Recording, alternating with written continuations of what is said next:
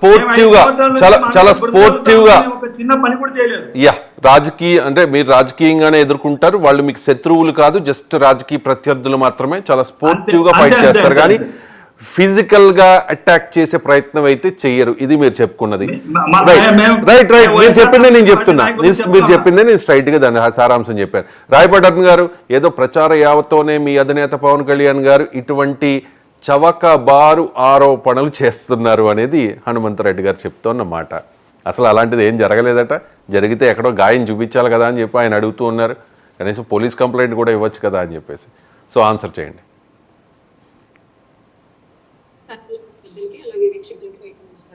నమస్కారం. ఇలాంటి వ్యక్తులే కౌంటర్గా నిర్వహించిన విషయం చూసాను. అలాగే ప్రధానంగా నాకు సందేహం ఎందుకు వచ్చింది అంటే సార్, మొట్టమొదటిగా జనాలు ఎక్కడైతే సెక్యూరిటీ ఉంటారో ప్రజాసభల్లో కానివ్వండి, అలాగే హాల్స్ లో కానివ్వండి, మొట్టమొదటిగా వచ్చి తోపులాంటిగా చేసి సెక్యూరిటీ గార్డ్కి సాక్షులు వేసుకునేవాళ్ళు. ఇప్పుడు సాక్షి కూడా వేసుకుంటున్నారు. వాయిస్ కొంచెం అది క్లారిటీ లేదు. ఒకసారి సిగ్నల్ ప్రాబ్లమా? ఇయర్ ఫోన్స్ తీసేసి మాట్లాడండి. ఇప్పుడు ఓకేనండి? Yeah clear. ఓకే అండి. సెక్యూరిటీ గార్డులకి చేతులకు వేసుకునేటువంటి గ్లౌజెస్ కూడా ఏదైతే బ్లేడ్స్ తో కట్ చేస్తే గీతలు ఎలా పడతాయి ఎగ్జాక్ట్ గా అలాగా ఆ సాక్సులు కూడా కట్ అయ్యి వాళ్ళ శరీరానికి లోపల కూడా గాయాలు అవుతున్నాయండి. అవి అభిమానుల ముసుగులో వస్తున్నటువంటి బ్లేడ్లు తీసుకుని వచ్చిన సహజంగా అభిమానులతో గీట్లు పడాలి అంటే గోర్లు గీట్లు పడతాయి, లేదంటే ఏదైనా తొక్కిసలాట్లోనో తోపులాట్లోనో జనరల్ గా చేతి వేళ్ల గుర్తులు మాత్రమే పడతాయి. కానీ సాక్స్లు బ్లేడ్ తో కట్ చేసినట్లుగా కట్ అయ్యి లోపల శరీరానికి గాయాలు జరగవు. కానీ ఇప్పుడు సార్ చుట్టూ ఉన్నటువంటి ప్రతి బౌన్సర్ ఈ గాయాలకి మధ్యకాలంలో బాధితులుగా మారుతా ఉన్నారు. అది ఖచ్చితంగా బ్లేడ్ తో కట్ చేసినట్టుగానే జరుగుతున్నాయన్న విషయం మాత్రం తర్వాత చూసిన తర్వాత తెలుస్తోంది. ఫస్ట్ ఇది. రెండోది, ఇందాక మీరు అన్నట్లుగా ద్వారంపూడి చంద్రశేఖర్ రెడ్డి గారు పవన్ కళ్యాణ్ గారికి సవాల్ విసిరారు, నువ్వు ఎక్కడ పోటీ చేసినా నిన్ను ఓడిస్తానని చెప్పేసి. ఇప్పుడు ప్రత్యేకించి ఈ బ్లేడ్ ని మేము ఎందుకు ఇది ఖచ్చితంగా పదునైన ఆయుధం అనేది బ్లేడ్ అని మేము భావించాల్సి వస్తుంది అంటే, ఆ బ్లేడ్ బ్యాచ్ ని మెయింటైన్ చేసేది ద్వారంపూడి చంద్రశేఖర్ రెడ్డి. గతంలో మా మహిళల మీద, వేరే మహిళల మీద కూడా దాడి చేయించిన కూడా అదే బ్యాచ్ తో దాడి చేయించాడు. ఆ విషయం మనందరికీ తెలుసు.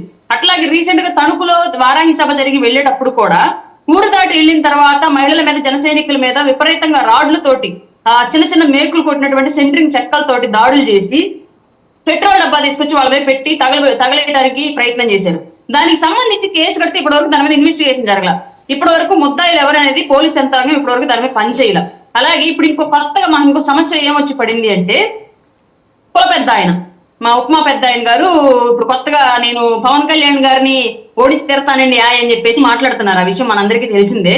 పెద్ద ఆయన ముసుగులో కమ్యూనిటీ ముసుగులు ఇప్పుడు ఎవరైనా పెద్ద లీడర్లు వెళ్ళి పవన్ కళ్యాణ్ గారిని కలవాలి అంటే ఆ పక్కన ఉన్న వాళ్ళు ముద్రగడ గారి మనుషుల, నిజంగానే వెళ్ళి లీడర్ మనుషులు అనేది తెలియని పరిస్థితి. ఎందుకంటే కమ్యూనిటీ బేస్ చేసుకుని వెళుతూ ఉన్నారు కాబట్టి. అట్లాంటి వాళ్ళ ద్వారా కూడా అక్కడ దాడులు జరిపే అవకాశం లేకపోలేదు. ప్రతిసారి పవన్ కళ్యాణ్ గారిని ఓడిస్తాం అంటే 38 కేసులున్న వ్యక్తి పులివెందుల్లో కంటిన్యూ గెలుస్తున్నప్పుడు ఏ కేసులు లేని వ్యక్తి ప్రజల కోసం సొంత ఆస్తులు పెట్టుకుని సమాజంలో నిలబడి రాజకీయంగా ఉన్నటువంటి అన్ని ఒత్తిళ్లను ఎదుర్కొ ఏ విధంగా ఓడిపోతారని మనం అనుకోవాలి. ఎందుకు వీళ్ళు ఓడిస్తాం ధీమాగా చెప్తున్నారు? ఎన్ని అక్కడ పన్నకపోతే, ఎట్లాంటి దాడులకు దిగబడకపోతే ఓడిపోతారని చెప్పేసి అంత బలంగా చెప్తున్నారు. ఇందాక ఒక మాట అన్నారు, జగన్ గారి గెలుపుని చూసి పవన్ కళ్యాణ్ గారు ఆత్మహత్య చేసుకోవాల్సిందేమో తప్ప మేమైతే ఏమీ చేయమని. ఎలాంటి ఆత్మహత్య సార్? అది వివేకానంద రెడ్డి గారి మీద జరిగినటువంటి ఆత్మహత్య. మీరే చెప్పారు బయటకు వచ్చేసి గుండె ఆగిపోయి చచ్చిపోయాడు అని చెప్పేసి. తర్వాత ఏం జరిగింది అందరికి తెలిసిందే కదా సార్. మిగతా అంతా కూడా పైగా అంత డిజాస్టర్ ఎదుర్కొని కూడా నిలబడి మీకు సమాధానం చెప్తూ రాష్ట్రంలో క్వశ్చన్ చేస్తూ మిమ్మల్ని ప్రతి విషయంలో పరిగెత్తిచ్చి పనిచేసేలాగా చేశాడు పవన్ కళ్యాణ్ గారు. అట్లాంటి వ్యక్తి మీ విచారణ చేసి ఆయన భయపడి ఆత్మహత్య చేసుకుంటాడా? మాట్లాడడానికన్నా నోరు ఉండాలి కదా, కుప్పతొట్టా.